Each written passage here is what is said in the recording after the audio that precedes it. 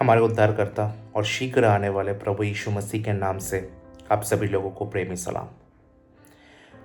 मैं परमेश्वर की ओर से कुछ चीज़ों को जो उत्पत्ति की पुस्तक से सीख रहा हूँ आप सबके साथ बांटने का कोशिश कर रहा हूँ। पिछले कुछ दिन पहले मैंने एक ऑडियो जो कि वीडियो फॉर्मेट में रिलीज़ किया था, like a small audio file with video, जिसमें मैंने उत्पत्ति के 6 दिन के सृष्टि को लेकर बात किया था।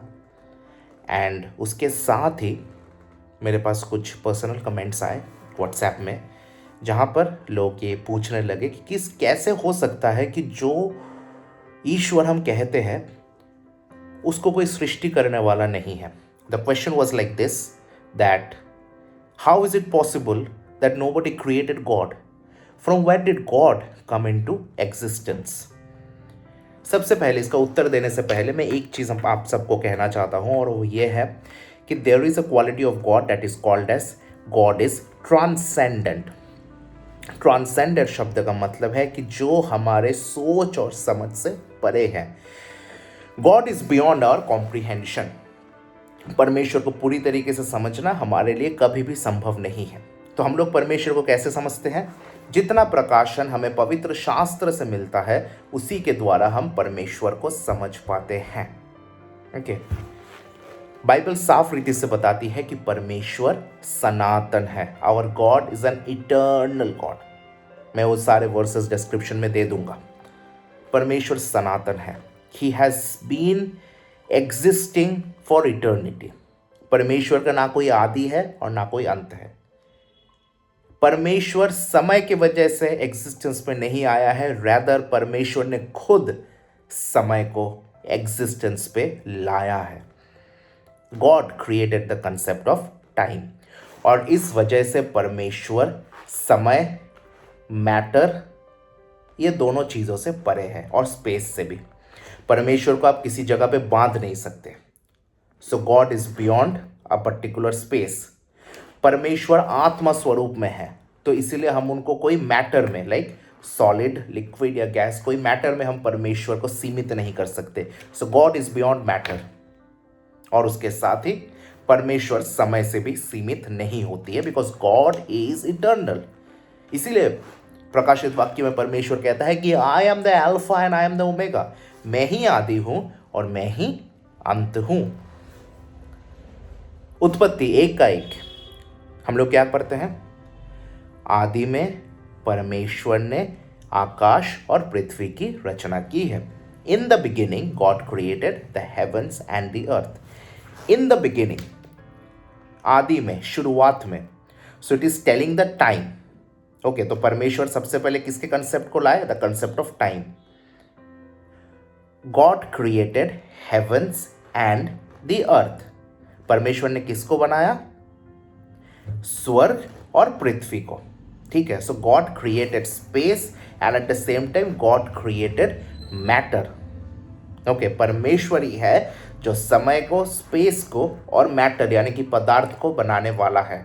तो अगर मैं समय को, स्पेस को और मैटर को बना रहा हूं, जस्ट गिविंग एन एग्जाम्पल, तो फिर मैं खुद उन तीनों चीज़ों से सीमित नहीं रहूंगा, और दूसरा चीज़ है कि मैं उससे बाहर रहूंगा।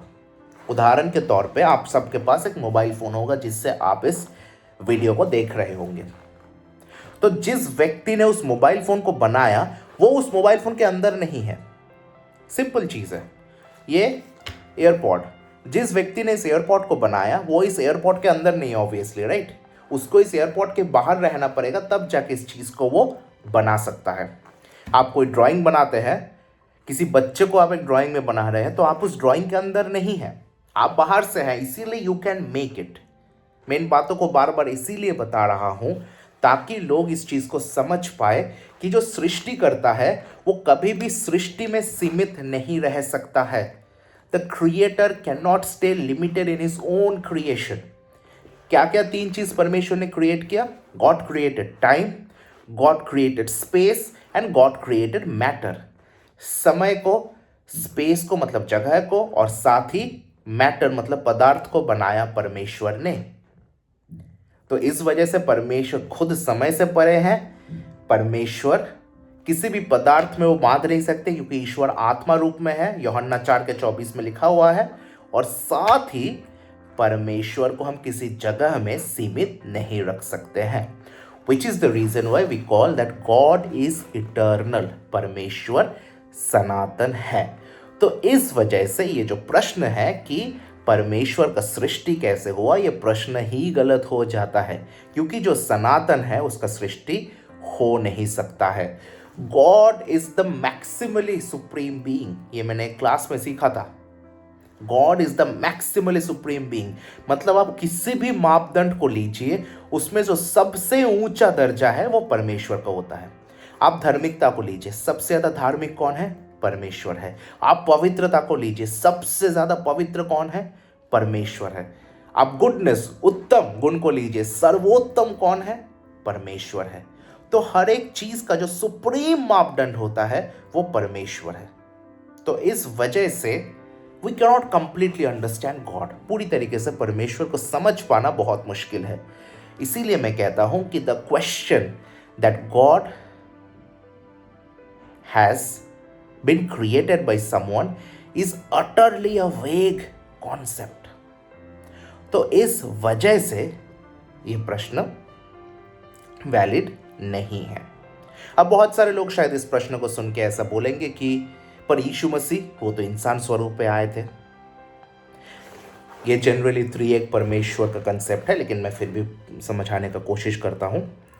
परमेश्वर तीन स्वरूप या तीन व्यक्ति इज द राइट वर्ड मिलता है, पिता, पुत्र और पवित्र आत्मा।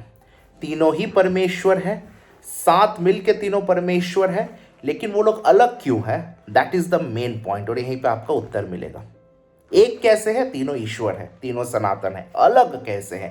तीनों का कार्य अलग है। पिता, पुत्र और पवित्र आत्मा तीनों ही सनातन है। तीनों ने ही सृष्टि में अपने योगदान को दिया है। When it is said that God created the heavens and the earth, then that is meaning that Father, Son and Holy Spirit, all the three, ये तीनों इन्वॉल्व थे त्रिएक परमेश्वर के व्यक्तियों में। क्योंकि इसी तरीके से लिखा गया है इन इंग्लिश जेनेसिस चैप्टर 1 के एंडिंग के वर्सेस में कि let us make man in our own image. आइए हम इंसान को अपने स्वरूप में बनाते हैं। हम हिंदी में और इंग्लिश में अस, इट्स अ प्लूरल फॉर्म, बहुवचन है। इसका मतलब है कि एक से ज्यादा लोग मिलकर सृष्टि को कर रहे हैं। That shows the concept of Trinity. वहां पर हम लोग त्रिएकता के बारे में थोड़ा समझते हैं। अब पुत्र जो है प्रभु यीशु मसीह, वो जब धरती में आए थे तो वो इंसान बन के इसीलिए आए ताकि इंसानों के बीच रह के एक सिद्ध बलि बन के इंसानों के पाप के लिए मुक्ति का मार्ग खोल सके। एक सिद्ध बलि बन के मुक्ति का मार्ग खोलने के लिए। जब प्रभु यीशु मसीह इस धरती में भी थे तो भी उनके अंदर दो नेचर हम लोगों को दिखता है, दो प्रकृति प्रभु यीशु मसीह के अंदर है। एक है इंसानी स्वरूप और दूसरा है ईश्वरीय स्वरूप। प्रभु यीशु मसीह के अंदर ईश्वरीय स्वरूप इस धरती में जब वो थे तब भी था। इस कारण से प्रभु यीशु मसीह पापों को क्षमा कर सकता था। और प्रभु यीशु मसीह में इंसानी स्वरूप था, इस वजह से प्रभु यीशु मसीह रोए भी थे लाजर के मृत्यु के समय। तो प्रभु यीशु मसीह को हम सिर्फ नए नियम के समय में कि एक इंसान धरती में जन्म लिया उसमें हम सीमित नहीं रख सकते। Jesus Christ is also eternal, वो भी सनातन परमेश्वर है, वो पुत्र है, त्रिएक परमेश्वर के पुत्र है।